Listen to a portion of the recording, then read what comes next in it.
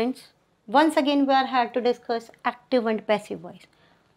First of all, we will discuss what is voice, what is active voice, what is passive voice. सबसे पहले हम इन definitions को करेंगे कि voice क्या होते हैं, active voice क्या होते हैं और passive voice क्या होते हैं. Voice is that form of verb. Voice जो है verb की वो forms हैं which shows, जो ये बताती हैं whether what is denoted by subject does something, कि subject जिस चीज़ को denote कर रहा है वो चीज़ कुछ कर रही है और has something done to it, या उसके लिए कुछ किया जा रहा है. सेकेंड हमारे पास आती है एक्टिव वॉइस. की एक्टिव वॉइस क्या होते हैं? When subject is directly related to verb. जब हमारे पास जो सब्जेक्ट है वो वर्ब से डायरेक्टली रिलेटेड होता है तो हम कह सकते हैं कि that verbs are in active voice, कि वो वर्ब्स जो हैं वो एक्टिव वॉइस में. If verb is in active voice, हम उस वर्ब को एक्टिव वॉइस में कह सकते हैं when it's form shows that the person और thing denoted by subject does something, कि सब्जेक्ट जो है जिन चीज़ों को डिनोट कर रहा है वो चीज़ें वर्ब के लिए कुछ कर रही हैं. और you can say that subject is directly related to verb, या आप लोग कह सकते हो कि सब्जेक्ट जो है वो वर्ब से डायरेक्टली रिलेटेड है. फॉर एग्जाम्पल, राम हेल्प्स हरी. यहाँ पे हमने एक एग्जाम्पल लिया है, Ram helps Hari. Ram is a subject, help is a verb, Hari is an object. तो यहाँ पे जो राम है वो वर्ब से डायरेक्टली रिलेटेड है. राम हेल्प्स हरी, राम हरी की मदद करता है. तो हम कह सकते हैं कि that this sentence is an active voice, कि ये सेंटेंस जो है एक्टिव वॉइस में है. तो ये थी हमारे पास एक्टिव वॉइस की डेफिनेशन. अब जो हम आगे नेक्स्ट पॉइंट करने वाले हैं वो है हमारे पास व्हाट इज पैसिव वॉइस, कि पैसिव वॉइस क्या होते हैं. When subject is not directly related to verb, जब सब्जेक्ट वर्ब से डायरेक्टली रिलेटेड नहीं होता तो हम कह सकते हैं कि that verb is in passive voice, कि वो वर्ब जो है वो पैसिव वॉइस में. If verb is in passive voice, हम उन वर्ब्स को या उस वर्ब को पैसिव वॉइस में कह सकते हैं when it's form shows that something is done to the person और thing denoted by the subject, कि सब्जेक्ट ने जिस पर्सन या थिंग्स को डिनोट किया वो सब्जेक्ट के लिए काम कर रही. For example, Hari is helped by Ram. Ram के द्वारा हरी की मदद की जाती है. तो यहाँ पे जो राम है वो क्या है, वो हेल्प से डायरेक्टली रिलेटेड नहीं है. तो जब हमारे पास जो सब्जेक्ट है वो वर्ब से डायरेक्टली रिलेटेड नहीं होता है तो वहाँ पर हम क्या कहते हैं कि the verb is in passive voice. Some general rules. अब हम एक्टिव से पैसिव वॉइस जब बनाते हैं तो कुछ जनरल रूल्स हमारे पास आते हैं. जो फर्स्ट बेसिक रूल हमारे पास क्या आता है कि subject is change into object and object is change into subject. यहाँ पर हमने जो एग्जांपल लिया था, राम हेल्प्स हरी. अब यहाँ पे क्या है, राम जो सब्जेक्ट है, हेल्प्स वर्ब है और हरी ऑब्जेक्ट है. तो ये राम जो है यहाँ पर हरी की पोजीशन लेगा और हरी कहाँ पर चला जाएगा, राम की पोजीशन पे चला जाएगा. तो ये था हमारे पास फर्स्ट बेसिक रूल. सेकंड जो आता है, always use third form of verb in passive voice.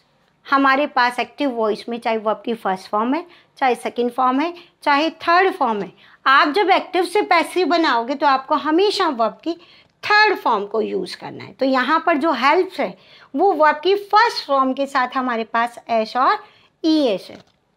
तो हमने क्या किया, ये वर्ब की जो थर्ड फॉर्म हमारे पास आती है, हेल्प की थर्ड फॉर्म क्या हो जाती है, हेल्प्ड हो जाती है. थर्ड जो पॉइंट आता है, mostly bye is used before the subject.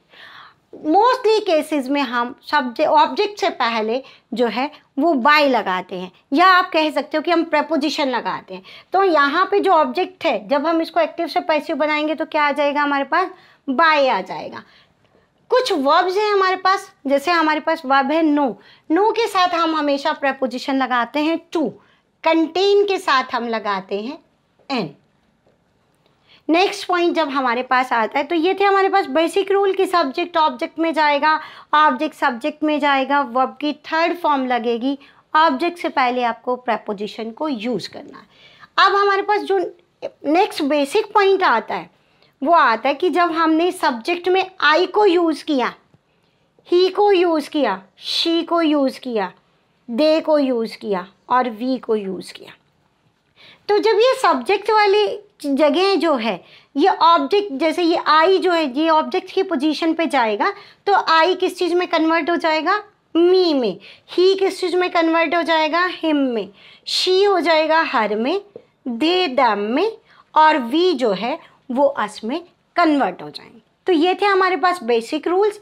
अब हम जब एक्टिव से पैसिव बनाएंगे तो हम क्या करेंगे, टेंस वाइज इनको डिस्कस करेंगे। First of all we will discuss present indefinite tense की प्रेजेंट इंडेफिनिट टेंस के हम एक्टिव से पैसिव वॉइस किस तरह से बनाते हैं। प्रेजेंट इंडेफिनिट टेंस के एक्टिव वॉइस को सबसे पहले हम डिस्कस करेंगे। एक्टिव वॉइस में हमारे पास फॉर्मेशन क्या आती है, सब्जेक्ट, वर्ब की first form S, E S और ऑब्जेक्ट। अब हमेशा हमारा कन्फ्यूज़न रहता है हमें कि किन सब्जेक्ट के साथ वर्ब की फर्स्ट फॉर्म के साथ एस और ई एस लगेगा और किन के साथ सिर्फ वर्ब की फर्स्ट फॉर्म लगेगी। तो यहाँ पर हम पैसिव डिस्कस करने से पहले एक्टिव की फॉर्मेशन को रिवाइज करेंगे। अगर आपके पास जो सब्जेक्ट है ही, शी, इट, नेम और सिंगुलर नाउन्स हैं, तो आपको वर्ब की फर्स्ट फॉर्म के साथ एस और ई एस को लगाना है। और अगर आपके पास सब्जेक्ट आई, वी, यू, दे और प्लूरल नाउन्स हैं, तो आपको क्या करना है, सब्जेक्ट के साथ सिर्फ वर्ब की फर्स्ट फॉर्म को लगाना है। तो ये थे सिंपल सेंटेंसेस में हमारे पास एक्टिव वॉइस की फॉर्मेशन। जब हम एक्टिव से पैसिव बनाते हैं तो क्या करते हैं हम, ये जो हमारे पास सब्जेक्ट ऑब्जेक्ट है ये कहाँ पर चला जाता है, सब्जेक्ट की जगह पर चला जाता है। इनडेफिनेट में हमारे पास वर्ब की फर्स्ट फॉर्म के साथ एस और ई एस है। जब हम इसको पैसिव बनाते हैं तो यहाँ पर हम हेल्पिंग वर्ब को यूज़ करेंगे इज, एम, आर को। ठीक है, अब ये जो वर्ब की फर्स्ट फॉर्म हमारे पास बची, इसका क्या करेंगे, एक्टिव में से पैसिव में जाते हुए ये वर्ब की फर्स्ट फॉर्म जो है वर्ब की थर्ड फॉर्म में चली जाती है बाय, और जो सब्जेक्ट था वो ऑब्जेक्ट की पोजीशन पे आ जाता है। अब हम एग्जांपल लेंगे, I take tea every morning. ये हमारे पास एडवर्ब है, सब्जेक्ट, वर्ब एंड ऑब्जेक्ट। तो एडवर्ब को आप एज इट इज उसी पोजीशन पर लेकर जाएंगे एक्टिव से पैसिव बनाते हुए। ये जो ऑब्जेक्ट है टी, ये कहाँ पर आ जाएगा, सब्जेक्ट की पोजीशन इसने ले ली है। टेक वर्ब की फर्स्ट फॉर्म है हमारे पास, टी जो है हमारे पास सिंगुलर है, तो अब हमने यहाँ पर हेल्पिंग वर्ब क्या लगा दिया, इज। टेक, टेक की थर्ड फॉर्म हमारे पास आती है टेकन। बाय, आई जो है वो किस चीज में कन्वर्ट हो जाएगा, मी और एवरी मॉर्निंग। सेकेंड जो एग्जाम्पल हमने लिया है वो लिया है शी सिंग्स ए सॉन्ग। फिर से वही, she is subject, sing is verb की फर्स्ट फॉर्म और ऑब्जेक्ट। अब आपने क्या किया कि ये जो ऑब्जेक्ट है ए सॉन्ग, ये क्या हुआ, ये सब्जेक्ट की पोजीशन पर हमारे पास चला गया। अब ए सॉन्ग जो है वो सिंगुलर है हमारे पास, तो हमने क्या लगाया, हेल्पिंग वर्ब एज लगाई। सिंग की थर्ड फॉर्म आती है संग, SUNG, संग। बाय, और शी किस चीज में कन्वर्ट हो जाता है, हर में। नेक्स्ट एग्जाम्पल है हमारे पास, this jug contains milk. This jug contains milk. Subject, verb, object. Milk कहाँ पर आ जाएगा, सब्जेक्ट की पोजीशन पे आ जाएगा। मिल्क इज, कंटेन की थर्ड फॉर्म हमारे पास आती है कंटेंट। कंटेंट के साथ हम इन लगाते हैं दिस जग। नेक्स्ट एग्जाम्पल हमारे पास आता है, I know him. I is subject, know is verb, him is object. Him यहाँ पर जब सब्जेक्ट की पोजीशन पर आएगा तो वो क्या करेगा, ही में कन्वर्ट हो जाएगा, ही इज। नो की थर्ड फॉर्म हमारे पास आती है नोन, KNOWN, और नो के साथ हम जो है प्रेपोजिशन वो टू लगाते हैं, he is known to me. तो ये थे हमारे पास सिंपल सेंटेंसेस। अब हम करेंगे नेगेटिव सेंटेंसेस को, कि जब हम एक्टिव से पैसिव में नेगेटिव सेंटेंसेस बनाते हैं प्रेजेंट इंडेफिनिट के, तो हम किस तरह से उनको डिस्कस करते हैं। She subject, do and does, not, first form of verb and object. ये था हमारे पास एक्टिव वॉइस में। जब आप इसके पैसिव बनाते हो तो आप लोग क्या करोगे कि ये जो ऑब्जेक्ट है ये सब्जेक्ट की पोजीशन पे चला जाएगा, यहाँ पे हमारे पास हेल्पिंग वर्ब आ जाते हैं is, am, are, then not, third form of verb and object. Example है, I do not like him, I subject, do not verb, him is an object. तो हिम किसी में, ही, हिम जो है वो ही में कन्वर्ट हो जाएगा, he is not liked by me. Next example है, Ram doesn't tell a lie,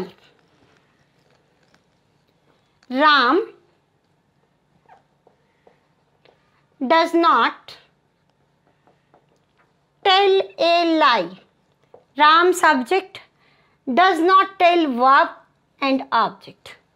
a lie singular है, is नेगेटिव है तो हमने नॉट लगाया, टेल की थर्ड फॉर्म हमारे पास आती है टोल्ड बाय राम। नेक्स्ट हमारे पास आते हैं इंटरोगेटिव सेंटेंसेस, कि किस तरह से हम एक्टिव से पैसिव जब बनाते हैं तो हम कैसे उनको यूज करते हैं। एक्टिव वॉइस में हमारे पास आता है do and does, subject, verb की first form and object, and at the end of a sentence there is a question mark.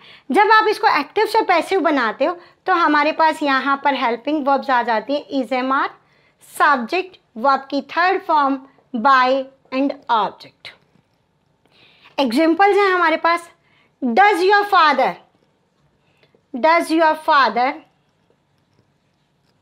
Love you. तो ये जो डज है इसकी जगह पे हमारे पास इस यू के अकॉर्डिंग हमें लेना है। यहाँ पर हमारे पास सब्जेक्ट यू आने वाला है तो यहाँ पर क्या लेंगे हम, आर यू।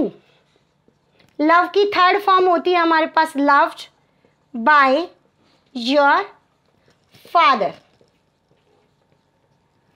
नेक्स्ट एग्जाम्पल हमारे पास आता है, where does he place his books, where does he place his books।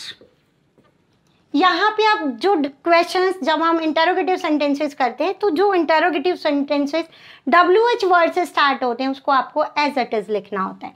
तो ये जो where है ये यूं का यूं रहेगा। his books जो है वो हमारे पास ऑब्जेक्ट है, तो जब वो his books आएगा तो वो प्लूरल है। where are his books,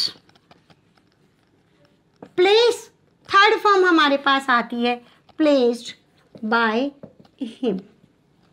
तो ये थे हमारे पास एक्टिव एंड पैसिव की एग्जाम्पल्स।